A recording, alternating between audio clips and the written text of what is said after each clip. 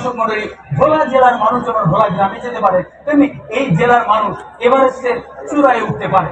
কথাই আছে, যদি থাকে মন তাহলে কিসের এভারেস্ট, কিসের সুন্দরবন, এবং মানুষের ক্ষমতাই এমন।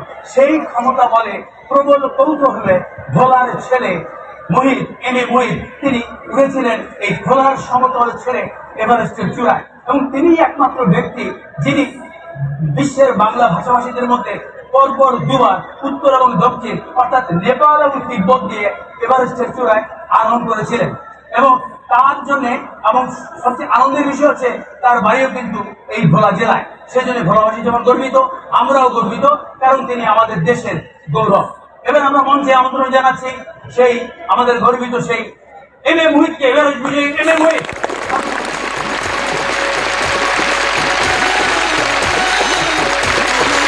আপনার জেলায় আপনাকে আমি স্বাগত জানালাম। আচ্ছা, আমরা জেনেছি যে আপনার বাড়ি বোধহয় বুরহানুদ্দিনের গঙ্গাপুর গ্রামে, তাই না?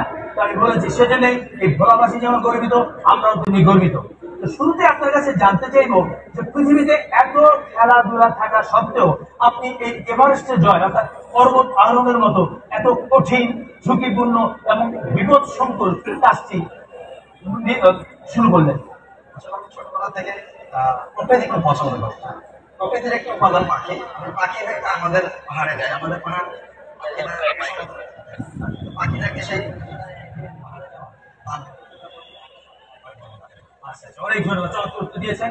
আরেকটি জিনিস হচ্ছে, আজকে তো আমরা ভোলা জেলায়, আপনার জেলা ভোলা, আমরা নিশ্চয়ই ভোলাতে, এর অনুভূতিটা কেমন আজকে ইত্যাদি এখানে হচ্ছে? ইত্যাদি অনেক জায়গায় হয়েছে, বিভিন্ন জেলা বাংলাদেশের। আমার জন্মস্থান ভোলা, এই অনুভূতিটা অনেক অসাধারণ এবং আমাকে এই অনুষ্ঠানে আমি আসতে আমি নিজেও গর্বিত। আচ্ছা, অনেক ধন্যবাদ। আপনি যেটা আমি বলতে চাইছি যে আপনি এই পর্বত আরোহণ করতে গিয়ে পরপর 3 বার মৃত্যু ঝুঁকিতে পড়েছিলেন, কিভাবে? পর্বতে একটা ঝুঁকিপূর্ণ খেলা, এটা কিন্তু একটা স্পোর্ট, অন্য ফুটবল ক্রিকেটের মতো। অনেক কারণে পর্বতে মানুষ মারা যায়, তার মধ্যে সবচেয়ে ভয়ঙ্কর হলো তুষার ধস। বরফ ভেঙে পড়ে, সুন্দর সুন্দর বরফ ভেঙে পড়ে।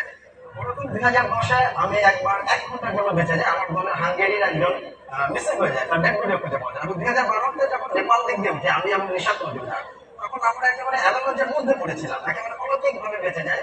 ঘোরালার ইচ্ছা আমাদের নষ্ট হয়। তিনবারই বই করলেন। আচ্ছা, আপনার সঙ্গে আমাদের ইত্যাদি একটি চমৎকার সম্পর্ক রয়েছে। কারণ 2012 সালে আপনি এবং নিশাত যখন এভারেস্ট বিজয় করেছিলেন, তখন আমরা দেখেছি এভারেস্টের চূড়ায় যখন আপনারা উঠেছেন, আপনাদের দুজনের হাতে ইত্যাদির নামটি ছিল। এর কারণ কি এবং সে সময়কার অনুভূতি? আসলে এভারেস্টের উপরে উঠে তখন যখন উঠি, তখন আমার মনে হচ্ছে যে আমি পৃথিবীর টপ অফ দ্য ওয়ার্ল্ডে আছি। আমি মনে করি যে ইত্যাদি বাংলাদেশের একটা অনুষ্ঠান, যেটা এটা একটা উচ্চতায়, তার ম্যাগাজিন অনুষ্ঠানের হিসাবে একটা উচ্চতায় উঠেছে।